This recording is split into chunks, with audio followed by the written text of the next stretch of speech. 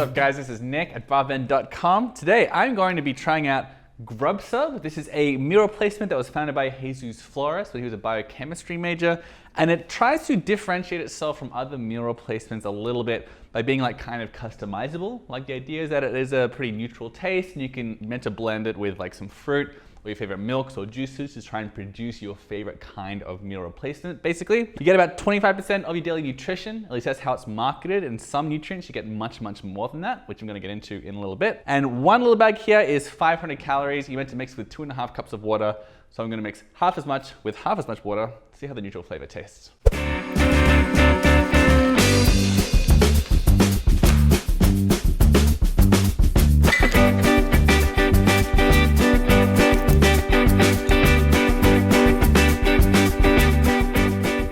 Very neutral flavored. First ingredient in here is oat flour, and then it's soy protein, and that's pretty much what it tastes like. It tastes like oatmeal with a bit of soy in it. The flavor is sort of reminiscent of unsweetened tofu with some oats. So it's quite simple, but yeah, very bland. All right, so let's take a quick look at the nutrition label.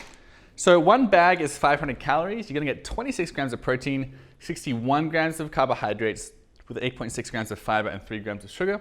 And you're gonna get about 17 grams of fat with 2 grams of saturated fat and 3.3 grams of polyunsaturated fat. There's no information as to how much of the polyunsaturated fat is omega-3 versus omega-6, but given the ingredients, it's probably mostly omega-6. There are 27 vitamins and minerals here if you're including sodium and potassium, which a lot of people don't do, but yeah, they do count as vitamins and minerals. There's all the big ones like vitamin A, vitamin C, and calcium, but there's also vitamin K and manganese and choline and chromium and chloride, things that often don't make it into meal replacements, so that's definitely worth emphasizing. You're getting roughly 30% of most of these, but there are some in which it's much higher. There's like 74% of your zinc, there's 156% of selenium, 561% of your manganese.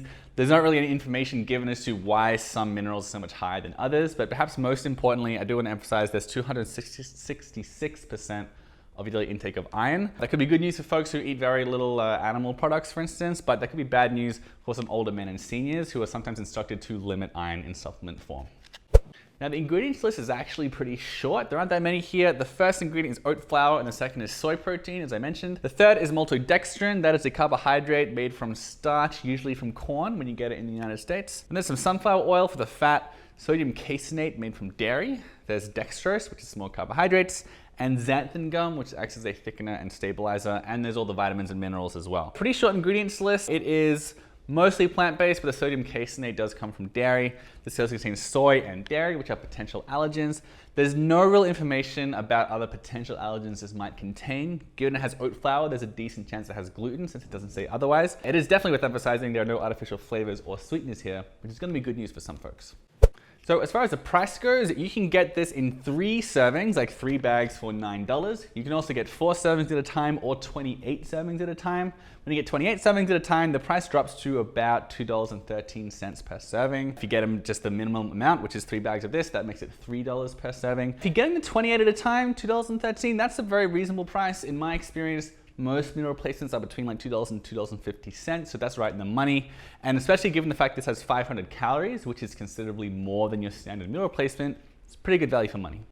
Okay, so what are my favorite things about GrubSub? Well, first of all, I love that name. GrubSub is maybe my favorite meal replacement name so far. The nutrition, very impressive. 27 vitamins and minerals is a very impressive spread, and it's not low in any of them, except for vitamin K. Weirdly, there's just 11% of your vitamin K, so it's not a great source of that, but everything else, it's a good source of, especially fiber. There's 8.6 grams of fiber, which is over 1/3 of the recommended daily intake. And there's no cholesterol, and there's no artificial flavors or sweeteners in this, which again, that's gonna make some folks pretty happy.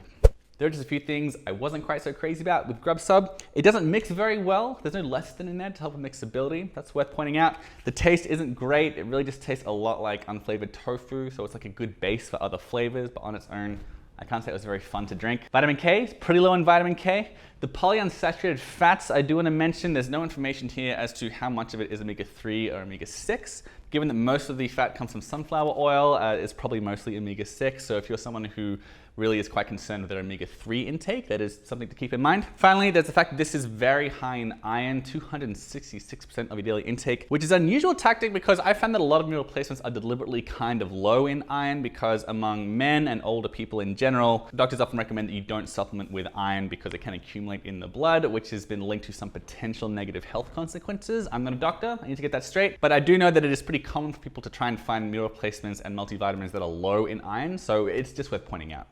All right, those are my thoughts on GrubSub. For the full written review, just Google BarBend plus GrubSub.